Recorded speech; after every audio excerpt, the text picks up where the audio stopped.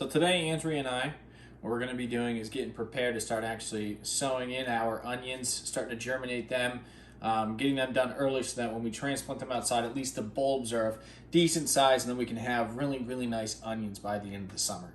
But first important thing is we are going to be reusing some trays that we had last year. Any of the pots are going to go on in here. What we want to do is to sanitize this so that any contaminants that are in here aren't going to hurt the growth of the seeds or inhibit them from germinating. So I made up, this is just a 10% bleach solution. I put it 1 part bleach, 9 parts water, mix it into our little spray bottle. I'm wearing gloves just because I'm being ultra cautious for honestly no reason. This isn't really going to hurt you that much, but it's best to always do that. I want to use it in a spray bottle so at least I can contain how much I'm using. Shouldn't be too much. This is actually the lid to the container here. We're going to sanitize this as well just to make sure everything's all neat and safe. So basically all I'm going to do is just start to spray on in here. So I've really saturated the tray. Just as a heads up, I'm just going to run it through with a paper towel, kind of try and wipe everything down. So now I'll get this all set up. I'll rinse it out with some water, like I said, let it dry, and then we can start sowing in our seeds, getting those germinated, and we'll throw them in the greenhouse, get those underneath the grow lights, and we're on our way.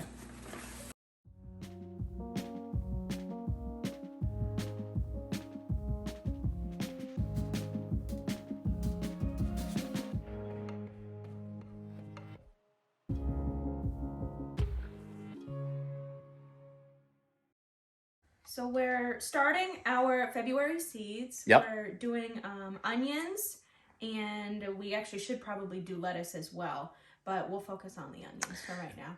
Anyways, Dylan just disinfected the trays. We don't want to carry over any fungus, bacteria, or, as he mentioned, anything particularly harmful to the seeds.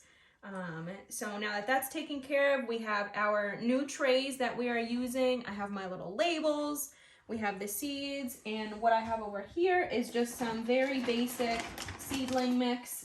When you are starting seeds, you always want to do a seedling mix because the texture of the soil is kind of light and fluffy.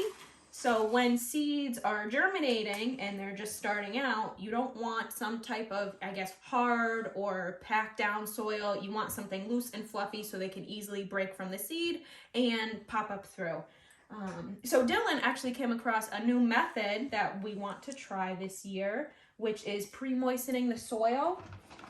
Usually what we would do is just literally dump the seeds into the pots, but here I am dumping it into this tray. And what we would do is we would, dampen the soil a little bit and then put in our seed, and then we'd go back in and water it. So the problem with that is, at least for us, is that once we would put our little seeds in there, we didn't really have much control, of how much water would go in. And Dylan made a good point that sometimes the seed would be kind of floating in the water, or it'd be kind of moving around, it would shift. And when you're doing seeds, they have to go on at a specific depth. So that's why we are trying this method out. Let's hope there are no holes in this tray.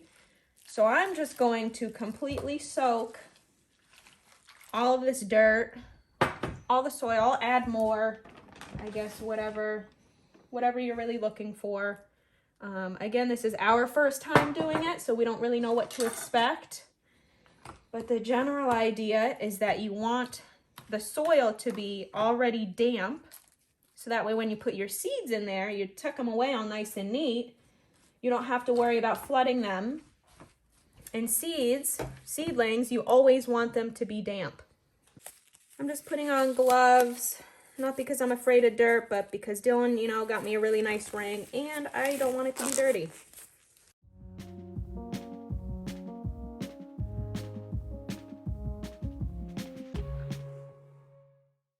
So this is a consistency that I think we're going to go with. So enough water or moisture that it sticks together, but again, it's very easily, moved around.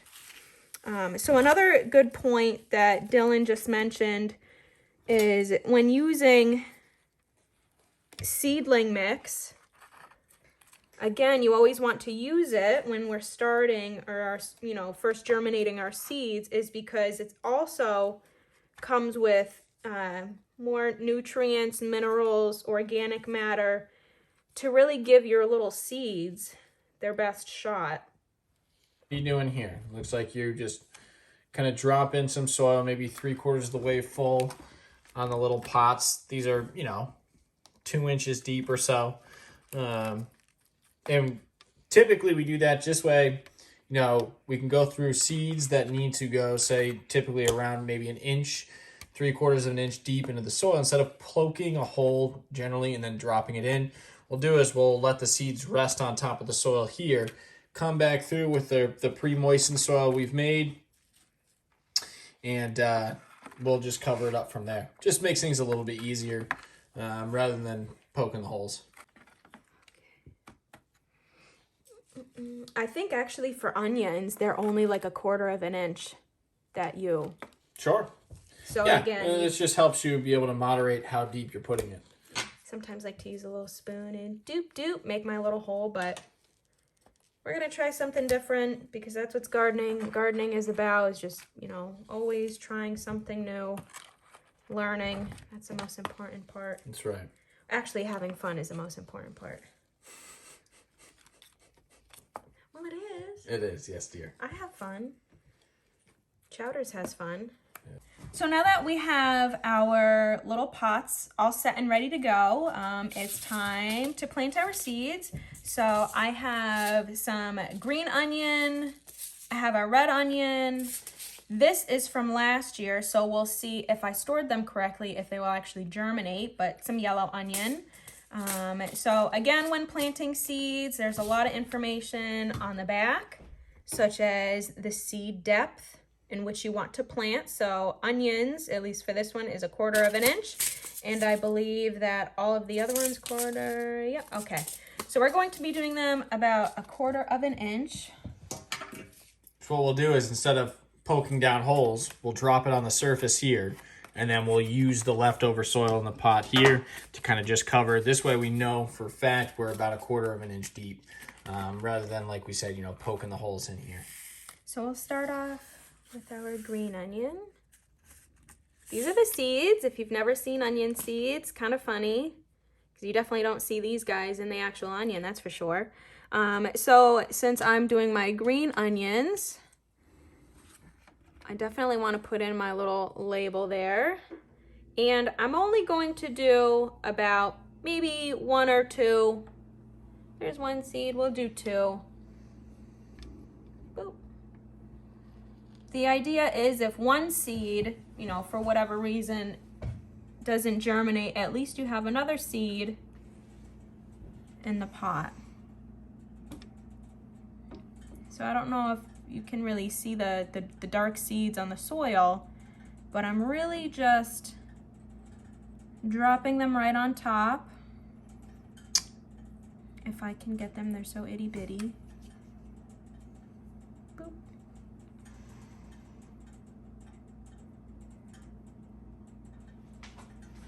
And there's a cat hair in here, classic. Okay, so that was all of the green onions.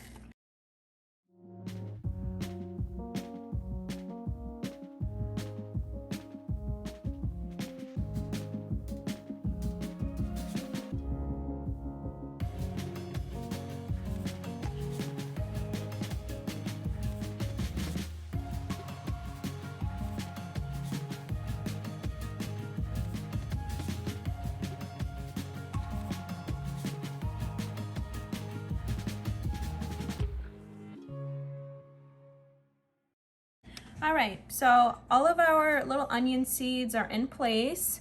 They're all taken care of, tucked in nice and neat. So for seeds, you want to use a spray bottle to just gently kind of mist, because again, if you're dumping water on them, the seeds can potentially move, maybe even sink further, and kind of ruining their chances to really germinate.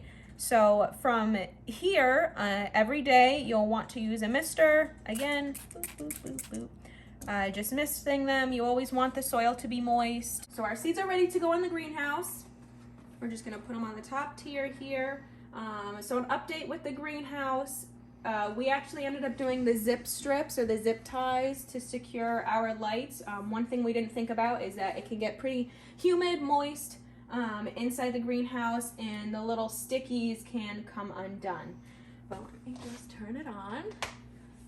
So this is how she looks. We'll be checking in every day. According to Dylan, master scientist, these lights can, I guess, potentially kill some of the bacteria that might be left in the greenhouse. We have a few suspicious spores.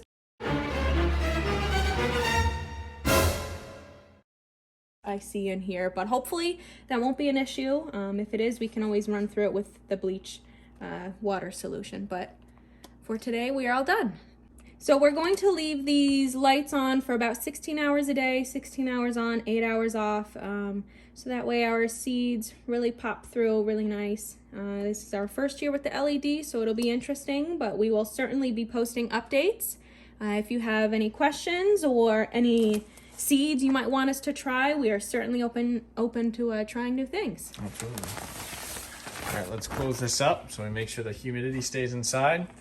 If we see any water dripping from the inside and knows that this needs to be opened up, we'll turn on the ceiling fan in here just to get some good air circulation and go from there.